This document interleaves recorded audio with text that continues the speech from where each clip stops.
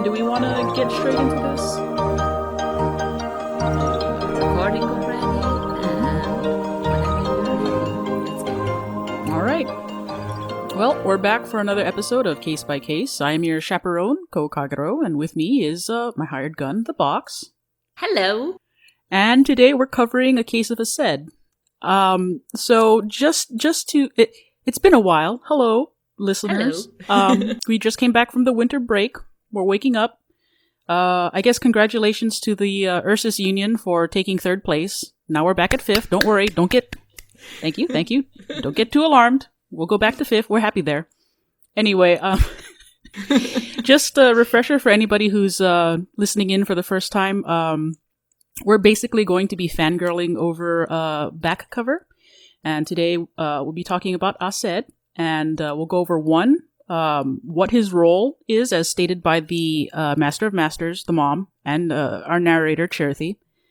2, how they handle the roles. And 3, how the other foretellers perceive their handling of said roles. Now, we've already covered Era and Envy, so we're not going to dally too long on each event as it unfolds. We're just pretty much going to narrow in on ACED himself. Anything to say? Yeah, basically because ACED is one of the major players in the story. Like, he's one of the more active characters in that cover. So we had to talk about what he was doing in the other episodes. Yeah. Because his actions were an immediate reaction to Era's accusation.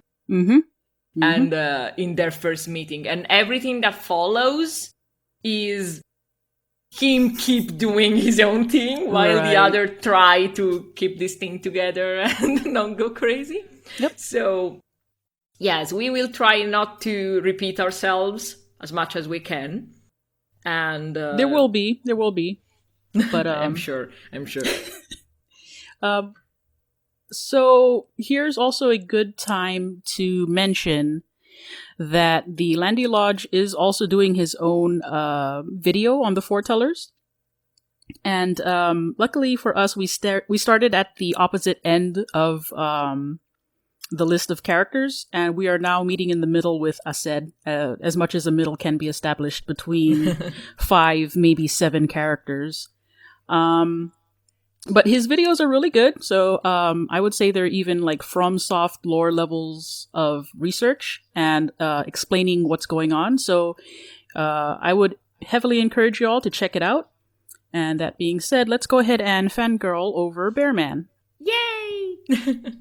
We were talking earlier about how the lore behind back cover has become a lot more complicated than the lore for the first maybe 2 entries of Kingdom Hearts was. So there's a lot of inspiration to research from the real world and apply into the story of back cover, which is what drew us here to begin with. And the Box and I even had Yeah? Go on. Oh, I was just going to say, the Box and I had a little conversation about bears in general and their role in the folklore of Japan and Europe. And it's a little bit difficult to track just casually. Like, everybody knows what the symbol of a snake represents in both cultures. The unicorn is a little bit easier to research. The bear is kind of missing from the folklore. It was a bit hard to track down. Yeah, especially from Japanese folklore, we only found a couple of fairy tales or legends that weren't really even focusing on the bear/bear character. The culture that seems to have more respect and reverence for the bear is that of the Native Americans. But we don't know to which point the Japanese developers may have taken inspiration from that sort of tales. Yeah.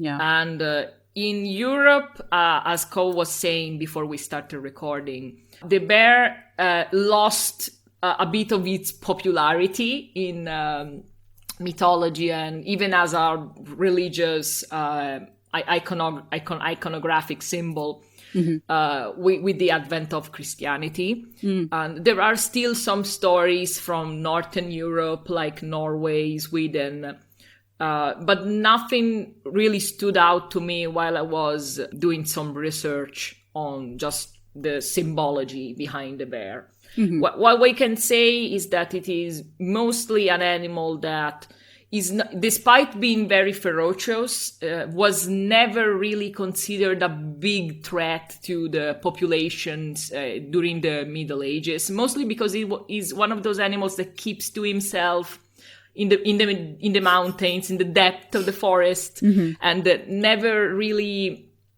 for example, never really attacks, farm animals. It's very uncommon for this to happen. So people were normally more afraid of wolves. And so yeah, when you find fairy tales like the very classic Red Riding Hood is not about a bear. That's what I'm saying. When you get lost into the woods in European land, Europeland, you are afraid of the wolves. Euroland, yes, you are afraid of the wolves, not of the bears. Despite bears existing here, just like in many other countries.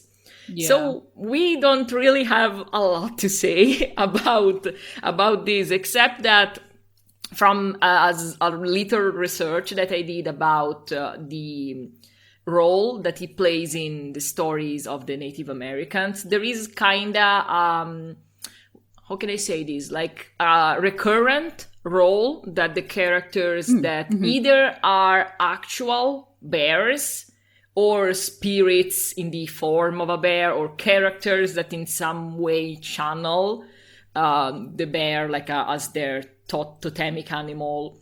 There is like this recurrent role or personality traits that they seem to share. And again, I'm just going to read from my notes. Yes. In folklore, the bear is often portrayed either as a sort of enforcer figure who punishes disrespectful or improper behavior among other animals or people, or as a humorless straight man for weaker but cleverer trickster characters to play against and win against, which may come,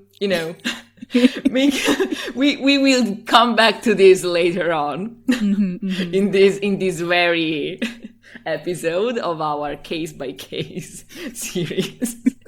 You can already hear Kou like laughing in the background. Sorry, I really love this guy. I know, like this. I'm also. You did not say that, but you are an Ursus member. Yup.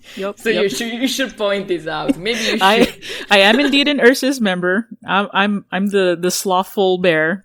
Very relatable sin. Yeah. It works for me. It works for us. We're just here to have a good time and watch y'all do your thing. It's fine. Me and what is it? It's Anguis, isn't it? Or is it Leopardus? We're just like at the bottom. Yeah, sometimes fighting for it's the two of us. It's like Anguis and Ursus. They are just like Envy and ACED in back cover. They're just kicking, trying to get to fourth place. We're happy at the bottom, guys. Jeez. Yeah, exactly. we just want to be good supports. That's what it is. Okay, let's go back to the actual. Did you have anything to wrap up as far as the real life mythology? Not really, because again, as we were saying, it's not specific or iconic, or at least I was not able to find anything that really would make sense in the context of back cover. Like, one thing that we were discussing before was that it is like the bear is associated with the sin of sloth in a few of the texts that we found. Actually, I think it's just... Oh, go for it. Sorry. It's just the Ancrine Weiss or Weiss? Weiss, I think, yeah. Yeah, is just there, or is in a? Because I think it's just that one. Okay, you think so? Because the there was another chart with the 7 or 8 sins. It changes depending on what era you pull the list from. But and also what source who wrote it. Also blah, that. Blah, blah.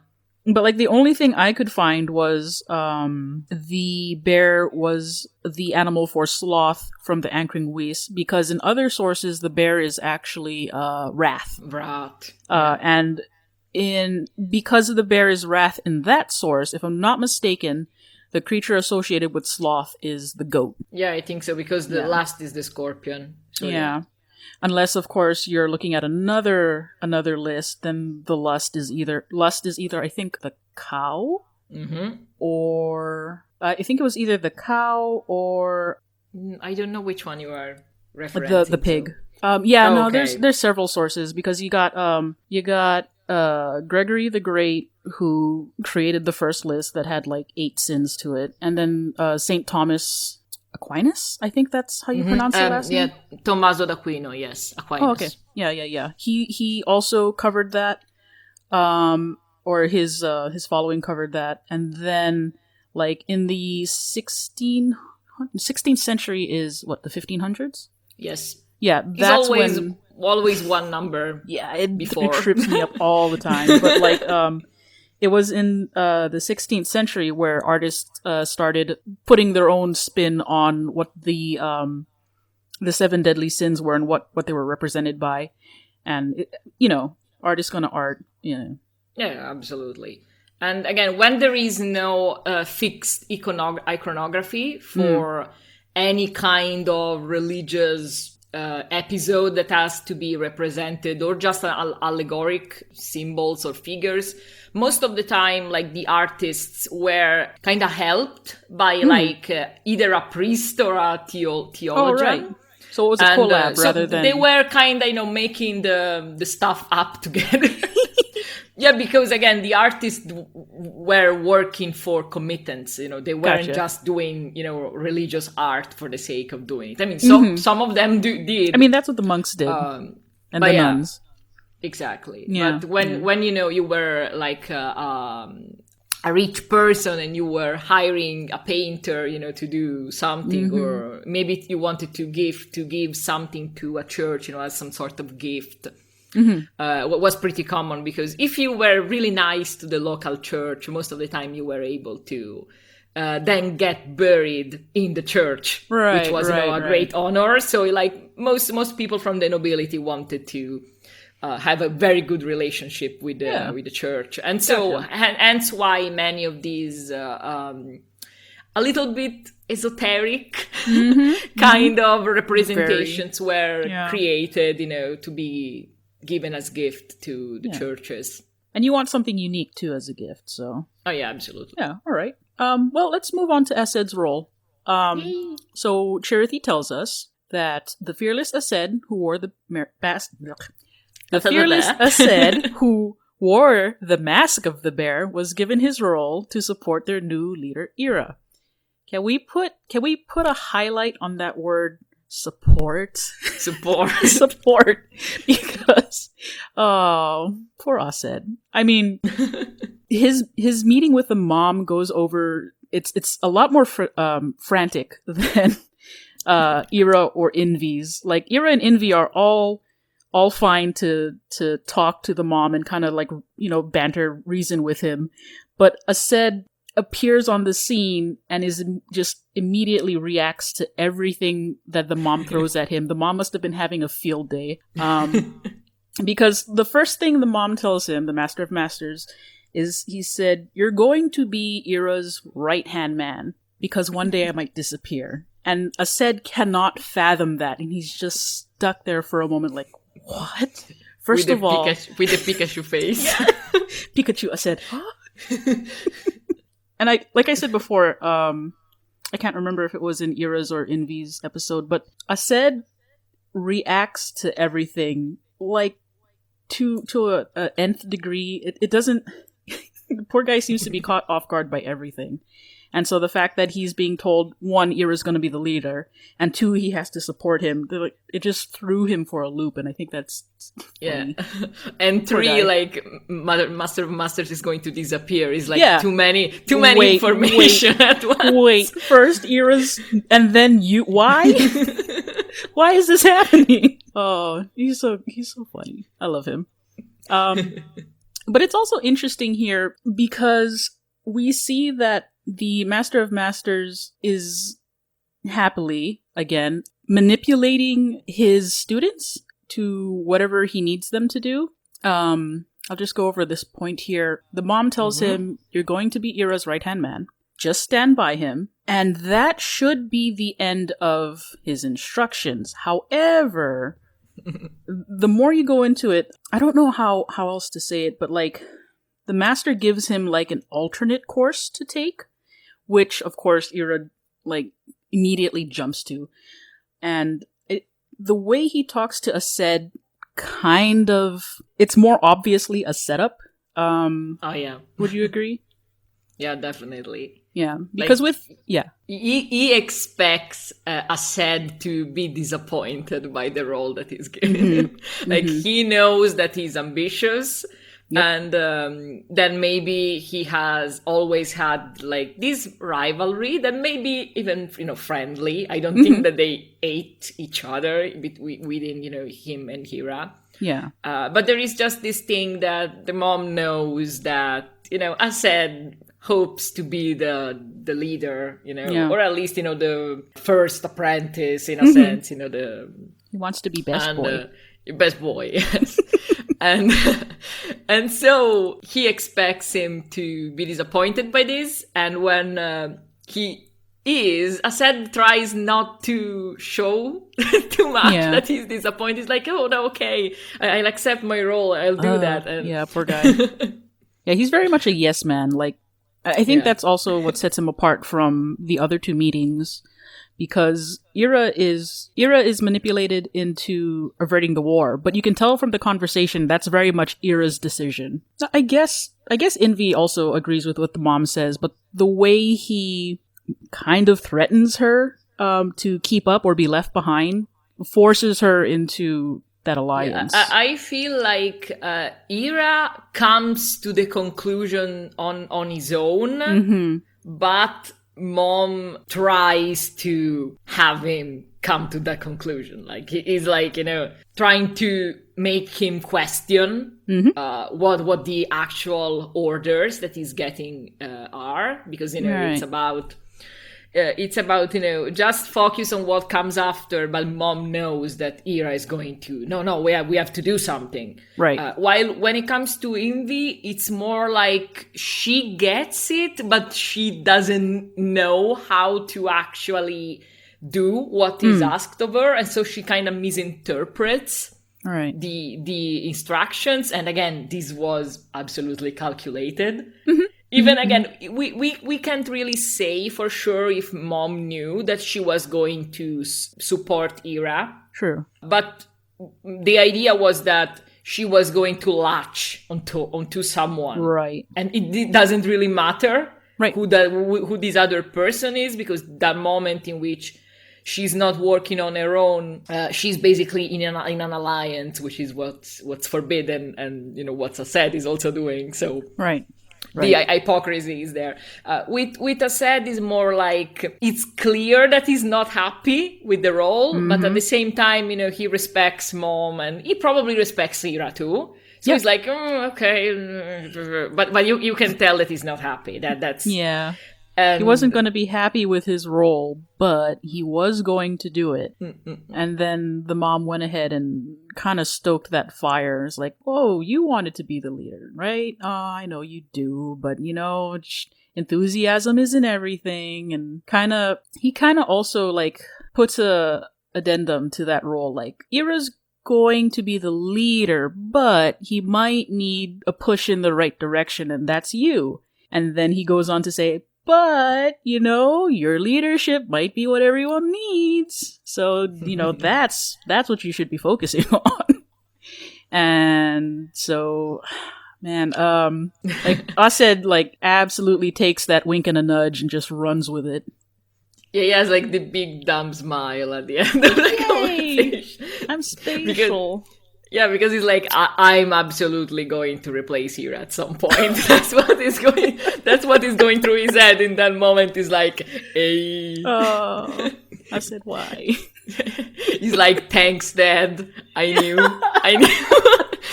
I knew that was my role all along. Oh my god. I said why? Yeah, so let me go through here.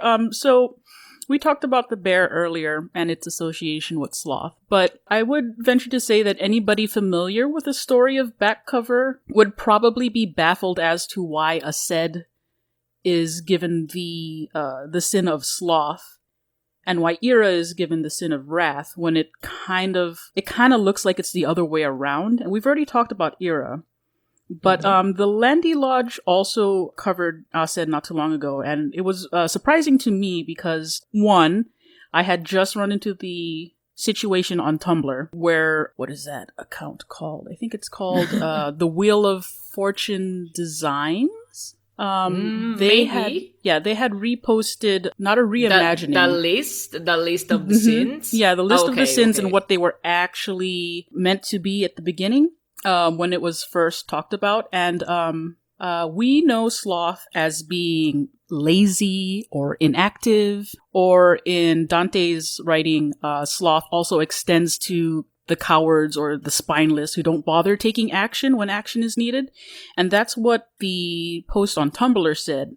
Sloth isn't being unproductive. It's not taking a nap, or it's not, hating your work. What it is not taking action when action is needed. Now, that's what we understand sloth to be. However, ACED is, I would say, the Landy Lodge's take on ACED is the only angle that we could say from this movie anyway, where ACED matches his sin, because Acedia itself, according to Wikipedia, in both the entry for sloth and the entry for Acedia, it was first a spiritual affliction that affected religious people, especially monks or religious persons, where they become indifferent to their duties and obligations to God.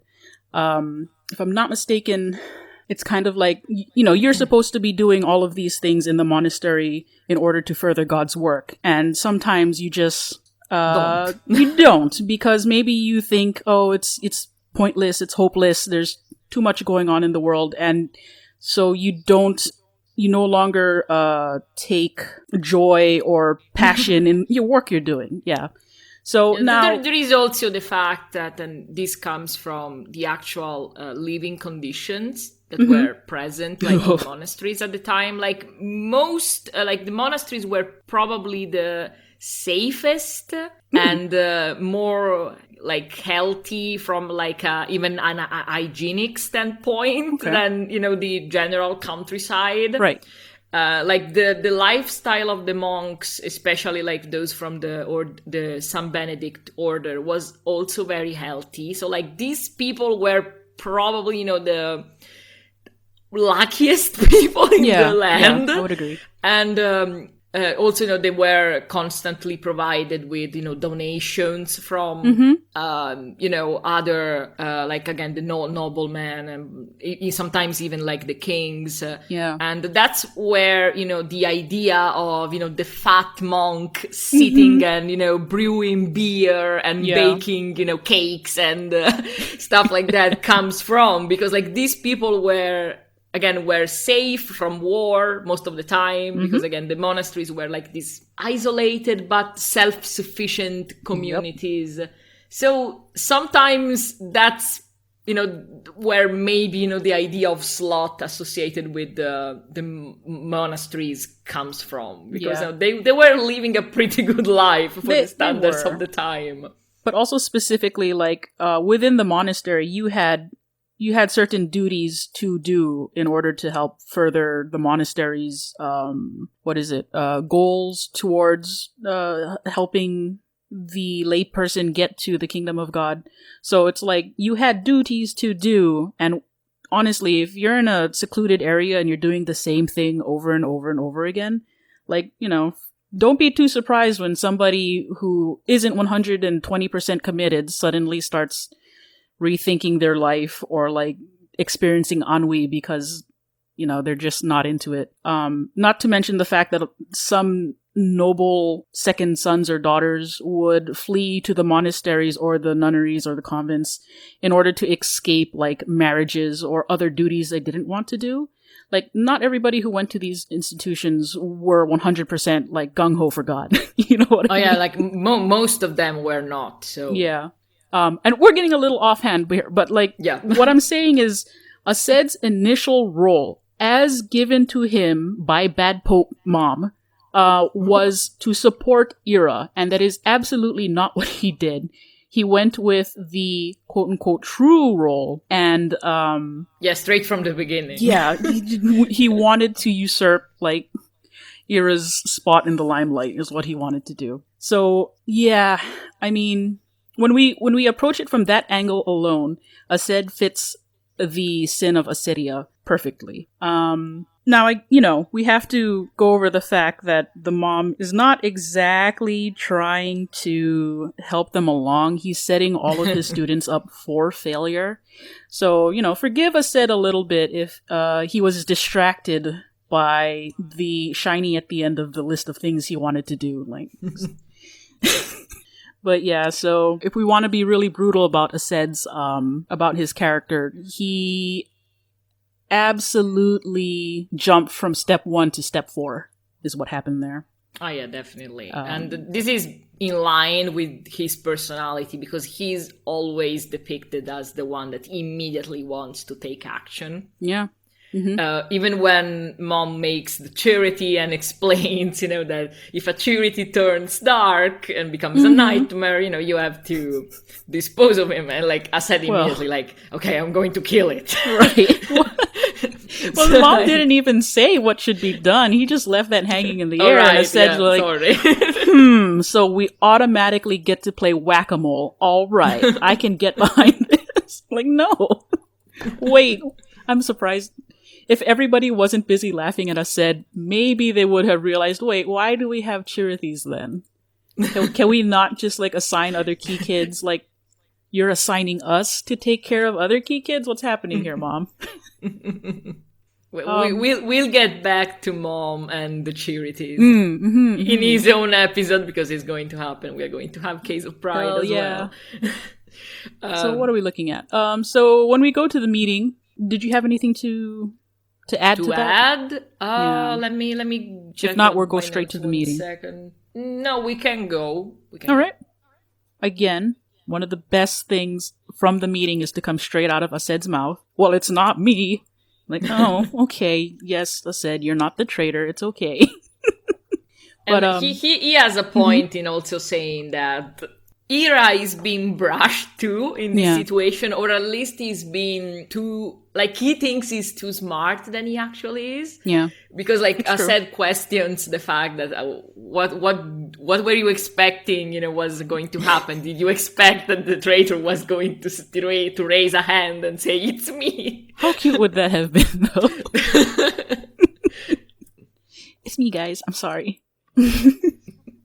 Okay. But ACED is always right. And that's the great thing that we said in the other episodes. He's on a pretty good track record, yeah. At least when it comes to just acting in a reasonable way, which is why he, going back just for 1 second to the whole scene thing, he does match that sort of spiritual apathy in a sense. But it doesn't really match the other meaning of the sin slot, which is the Dante's Inferno version of the sin, which is not acedia, but is ignavia. And ignavia is when you are faced with injustice, and because you are afraid of the consequence, you don't act, even if you know that acting is the right thing to do. In this case, like I said, immediately acts when he feels like something is not right. And this leads to the fight with Envy and blah, blah, blah. So in that sense, if you interpret slot in the Dante way, it's the idea that the foretellers represent the opposite of their sin really makes sense, but not the other way around. So it's a very specific kind of slot. Yeah. It's really interesting. But I can also see, like, if you're a writer and you see this one loophole, you're like, yeah, I'm going to exploit the shit out of that. But, like, to ACED's character, during the meeting, like, he expresses, his dissatisfaction with Ira's approach, but he was there at the meeting as well. He saw everybody else saying, like, no, this isn't great. I don't think this is a good accusation, Ira. Your theory is kind of off. So, like, he did have a brief window in which all the stars align. Is like, oh no, here's my chance. Here we go. And he just jumped into it. Like, the others were agreeing with him, in a sense. So yeah. Yeah. I mean, they were all, like, dissatisfied with what Ira was saying. Like, to be fair, that was a very strange accusation. Yeah. So, I mean, he does have that going for him, but that's a very generous take on the situation. And I'm being very generous because I understand him. I sympathize with him. I relate with the bearman. If you don't relate to the bearman, you are a better person than me, but... But you are also a very boring person. Oh, dang. I didn't say that. I did, and I stand by it. So, his like, if you want to think about it, ACED jumping in on the conversation in that manner, it really does add fuel to that who's the traitor discussion, because, I mean, we don't get his meeting with the mom till a little bit later, but he is, like, he accused Envy of doing, no, that's not Envy. He accused Ira of sowing seeds of doubt amongst the foretellers. And he is also doing the same thing by creating this giant infight. You know what I mean? Oh, yeah. We also kind of have to consider his bio entry.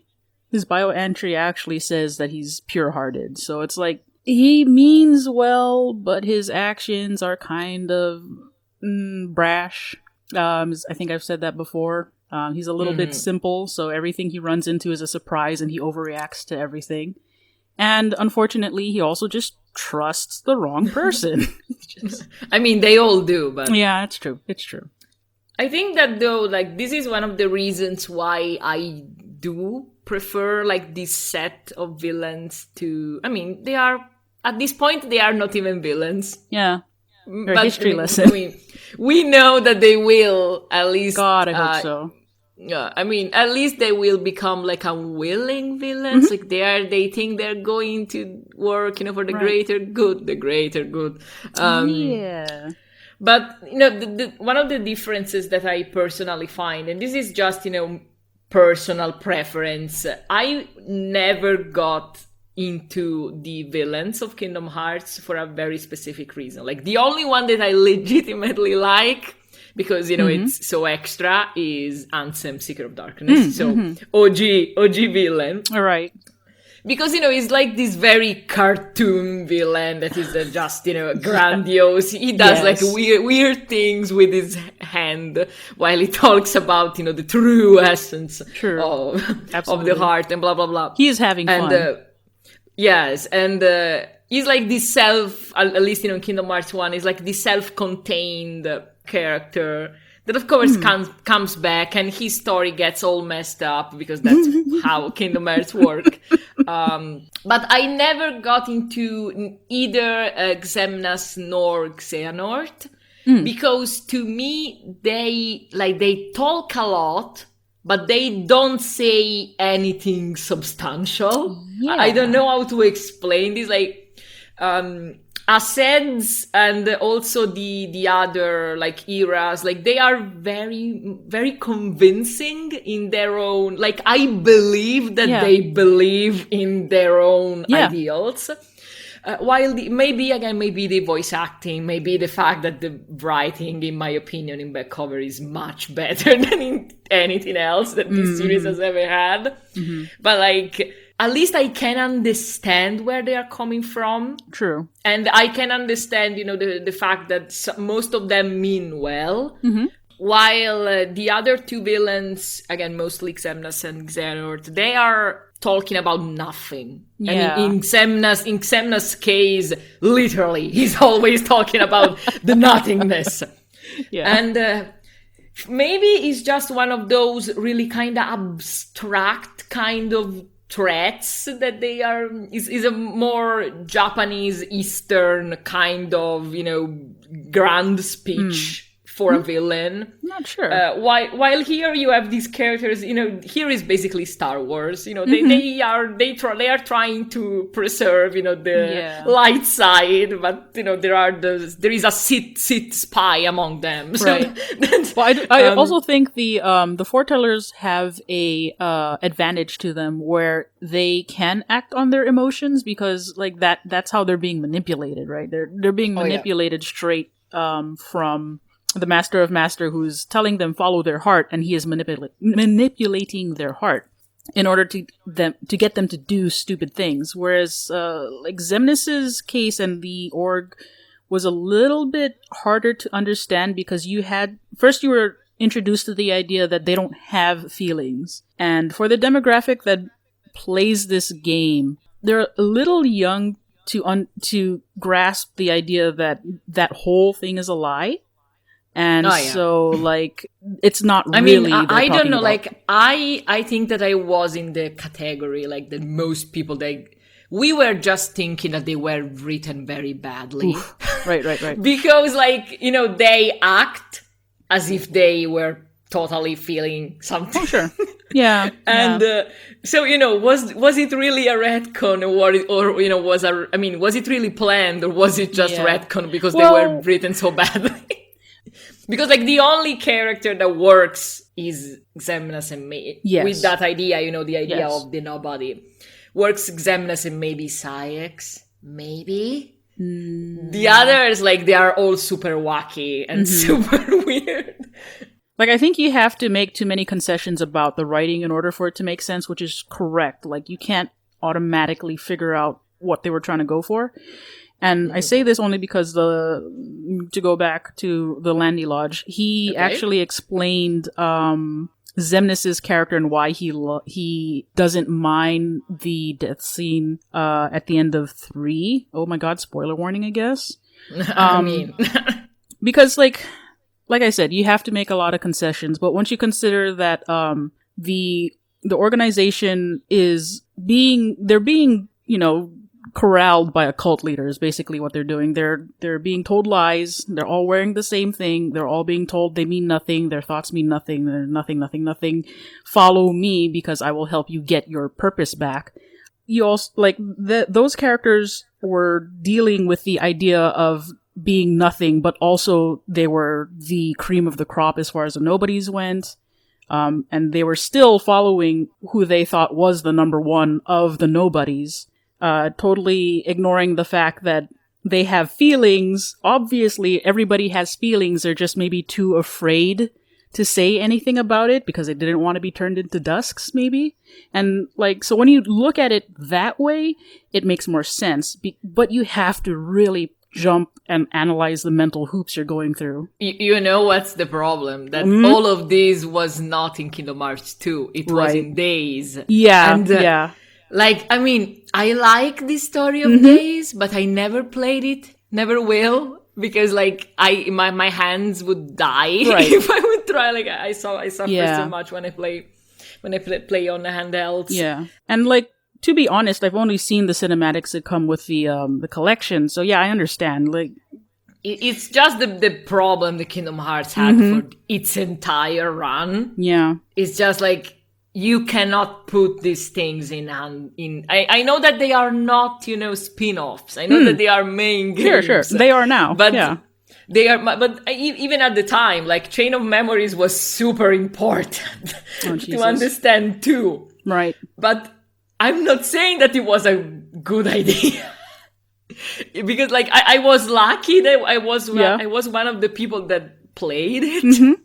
But it was a shitty idea to put so much story in a card game. Again, we're running into the Nomura problem where the idea is great, but the exposition through the video games, unless you were that niche crowd that really struck a chord with that game, it wasn't going to to hit you the way it should have, especially since it was so important to the rest of the quote-unquote main title games, which was everybody misconstrues as 1, 2, and 3. But yeah, back cover, like I said before, is a self-contained story, and they managed to hit it out of the park by... I guess they had a little bit more to work with, because these aren't nobodies. They're not dealing with the threat of not existing. There's no caveat to their existence.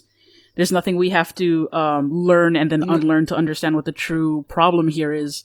The only thing at least we don't know yet, because like there are so many theories. Yeah, they are replicas. They are pieces of mom's heart. Yeah, blah blah blah. So we shall see. But like, just the story itself, we can automatically tell that these are just people trying to do their job, and they're stepping on each other's toes, which is why this is going horribly awry, or exactly on plan, as according to what the mom might be looking for, you know. If he turns out to be a good guy, which I know in your deepest heart, you know he's a good guy. I'm sorry. I'm just very suspicious. If it turns out that he is a good guy, this is going to be really hilarious. Because we're... Like, when do the ends justify the means, right? Like, he's more or less, unless something happens in another world line where the Keyblade War doesn't happen, like, he is pretty much directly responsible for enacting a giant war between 5 unions of children, more or less. You know what I mean? So when do the means justify the ends? I mean, listen, if Xehanort can be forgiven and he can go to Keyblade Heaven with Mark Hamill, then trust me, the mom is going to be a good guy. Oh, I can't wait. I really can't wait. It's going to be so good. Even if it's like it's not going to be earned in the slightest, but he's going to, like, Nomura will make him a good guy no matter what. I cannot wait. That'll be funny. But what else can we say about Let's go back to poor ACED. Yeah. Because we had this giant detour. Well, that's fine. Let's see. So then after, of course, he tries to make that alliance with Gula and Ava. And I think it's really cute that I know Gula and Ava are supposed to be like on par with ACED as far as like being a leader. But I think it's really funny that he's basically venting to 2 kids, you know? And like the only reason why he's venting to them first is because he doesn't have a beef with them. Like he for one knows that Envy is spying for Ira, and Ira is the guy he's got beef with. So he's not going to go vent to Envy. He's definitely not going to go vent to Ira because he wants to usurp him. But it's very funny that the next scene is him it's like their secret hideout. It's like storage room for all I know. And he's just venting about the meeting with the only room that they modeled, except for the clock tower. I mean, that's fine. It reminds me of that one room we always go through in the UX game, so it's kind of like, hey, I know that place. But yeah. And then like I said before, to ACED's credit, he did try to rope Envy in. So that was kind of nice. And then that's the thing that ties back to the fact that, he's a good guy. Like, he's not keeping this a super secret.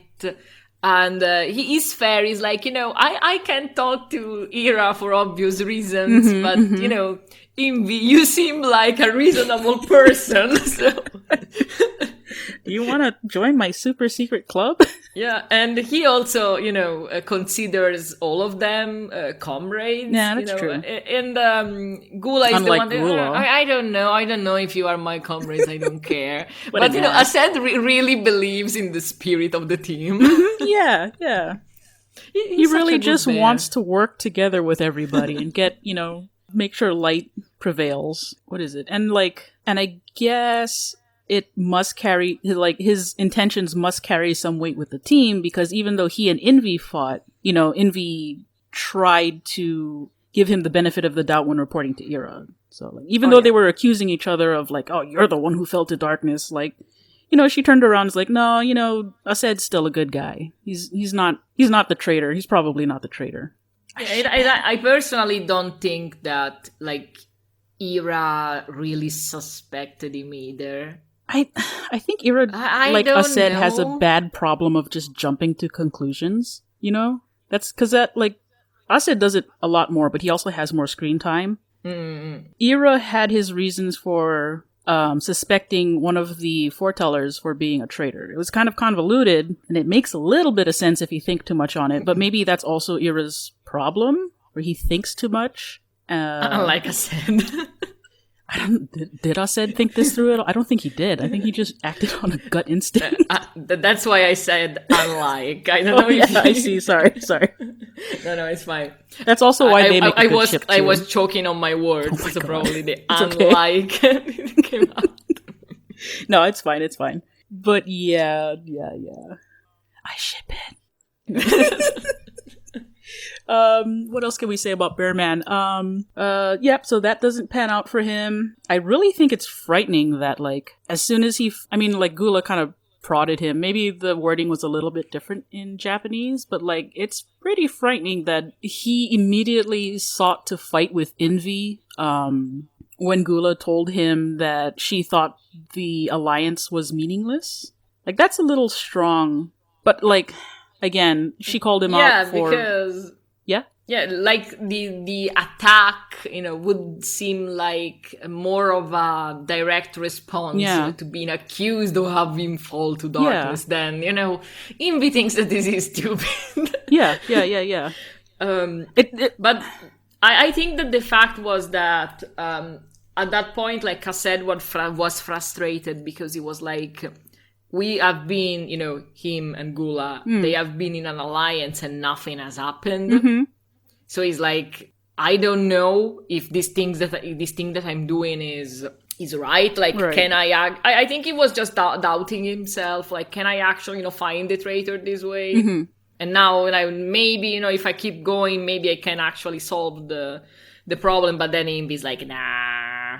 Don't waste your time. So, that is kind of... Yeah, maybe he feels like he's not being taken seriously by the others. I mean, he's not absolutely. While he's very, motivated, he really believes that he can do it. So that might be... I mean, like, we laugh about it right now, but, like, they do have that threat of war over their heads before they even made their union. So there's a lot riding for them, I guess. But, like, to go right out and attack Envy is kind of like, dang, It kind of seems like, again, like we're missing something that sparked the fight, because I almost can't imagine...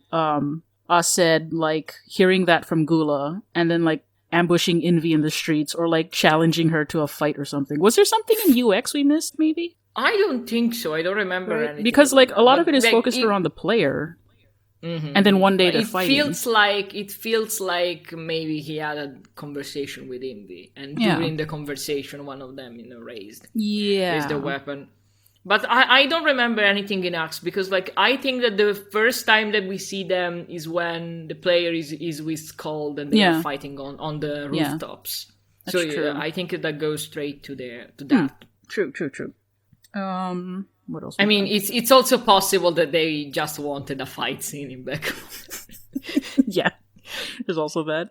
Let's take a look here. Envy calls out ACED for being full of himself, which he kind of is. I mean, this whole time he wanted to be leader, and he's working, aside from trying to find the traitor, he is working to, like, take Ira's place. And it is worth noting that, like, ACED was correct. We need to defy the Master's teachings to protect the world. And I'm sure he knows that, this tragedy, the war is going to happen because he said he won't let the Master's prophecy come true. Mm-hmm. So, like, he's ready to take a stand and break the rules in order to preserve the light. But then he's also kind of a hypocrite, because then he's like, but I'm still going to be the leader. I'm still going to be king of the unions. Yeah, and he's also, the first one that attacks. Yeah. So, that's right. I mean, it's not like I'm going to prevent the war, by attacking my colleague. Mm-hmm. Again, to me, this episode feels a lot like the one with Ava and Luciu that we have later. Except we don't know what Lucius says, and I mean, and we me still so won't. much. And maybe we'll never know what Envy and maybe were. we'll never know. Yeah. But at least, with ACED, we have some background. Mm-hmm. Like, we do know what his situation was, what happened, between him and Gula. Yep. The fact that basically, Gula was like, okay, I'm in, but then he was like, no, I'm out. And Ava never really took a side. I feel bad for and Ava, this whole thing. but yeah. Yeah, I was like, I don't know what to do. Why is everybody fighting? And then, again, and then she's the one that attacks Lucius. Yeah. Oh boy, can't wait till the next update for that one. That's going to be interesting. I don't think we are going to find out who's Darkness. Maybe the imposter. Maybe. And the imposter is not the killer. So there should be a Venn diagram, right, with the 3 circles, and it says, who's the traitor, who's Strelitzia's killer, and then the top is going to be, what did Lucius say to Ava, and then in the center, there's going to be a section that overlaps, and it says, you're never going to get it, but it's really big. You will find out when the box is open. Oh my goodness. Which means never. Yeah, which box now? Which box, yeah. The white one, the red, the black one. Oh, jeez. I can't wait. Please help. My brain is on fire.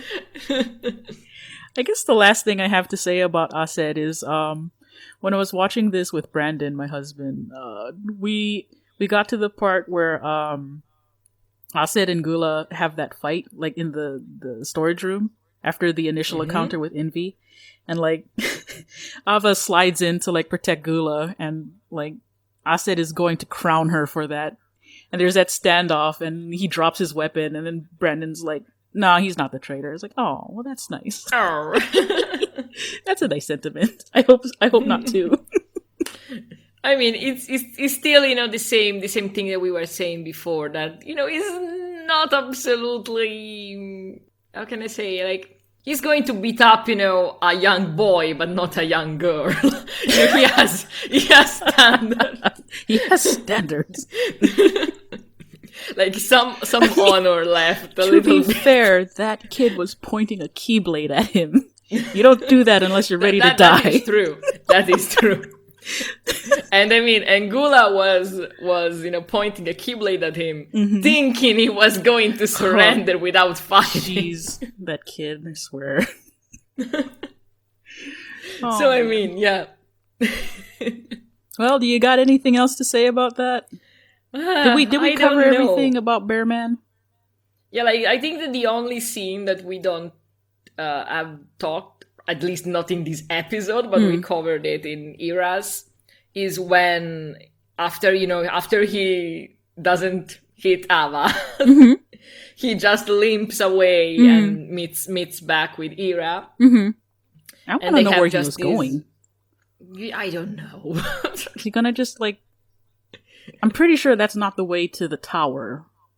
It doesn't look like, no. And also, why would he go there? He's probably just gonna go find the box and go to sleep. That's what Ava and Gula did. And yeah, I mean, we could ask ourselves what his plan was at that point. Even before Gula came around. He was just like lying in the room with the boxes, just trying to catch his breath. But really, you get really these really sad, kind of wounded animal that limps away imagery, which is really sad. And again, we already discussed what Ira says to him. Basically, the whole thing, is, we are cool, we are pals, and Gula is the traitor. Yep. That's basically what... Gula is probably doing his role, but I think he's a traitor. Exactly. Yeah. To be fair, they are not accusing anyone, but at the same time, there is this whisper. Yeah. Well, I mean, ACED is accusing him of probably being the traitor, but like... Yeah, like, ACED is more bothered by the fact that he had the page and he did not tell them. Yeah. I mean, like, yeah. Because it's like, okay, your role is to find the traitor, okay. But you also have extra information on that page, which leads nowhere. I mean, the page is completely useless. Yeah. But, yeah. Even Gula doesn't know exactly what to do. That's the problem between ACED and Gula's relationship, because, we're going to get into this more, but Gula withholds so much information that it probably just made ACED paranoid, because they're all because, and also especially Ira, but they're all supposed to be working kind of as colleagues, at least, in order to help light prevail over darkness. So if Gula goes around and picks you, the person who feels the most righteous about, helping light, and calls you the traitor, and then says, I have a secret page with information, I really don't understand it, but I think it's you're the traitor. ACED probably thinks Gula has more information than Gula is willing to admit he has. Yeah, that's for sure. So ACED's got all this this feeling of betrayal and having his trust broken, and then finding out that Gula had more information and never offered any of it. So of course he's going to still be upset and bothered and concerned about what Gula's doing, because this came out of left field for him, and he doesn't know how to react to it. Mm-hmm. Yeah. It kind of feels like ACED is saying, if Gula was honest with us, we could, this whole thing could have been avoided. Yeah, too bad that some of these characters are actually following their sins things. Funny. But we'll talk about that in Gula's episode. Gula's is going to be interesting because there are a couple of scenes with him and Ava that we didn't touch upon yet. At all. Yeah. So, again, ACED was kind of in this point in the middle. We had to avoid retracing, what we discussed in the other episodes. But with Gula and Ava, I bet it's going to be a little bit better. And Lucio is his own thing. Lucio is even less screen time, but possibly also going to be a lot to talk about. I mean, I don't know. If you put together all the games, Lucio is the one with more screen time. Yeah. That's a spoiler. But then I would have to play all of the other games he appears in order for me to catch up. We are just going to do back cover. Back cover is the most accessible of the whole group because it's just an hour and a half long or whatever. Yeah. All right. Well, I would say that's it for Case of ACED. What do you think? Yeah, definitely. Awesome. All right. Okay. Well, we are just going to repeat ourselves if we keep talking. So it's still fun, but I'm pretty sure everybody else wants to know when they can click off. So that has been the Case of ACED. I do believe the next episode will be the Case of Gula, and I guess we'll see y'all in the next episode. Thank you for listening. This has been Kou and my comrade, the box. The box here, and have a good night / morning wherever you are, guys. Evening, morning, whenever you happen to find us. We'll see you again. Bye. Bye.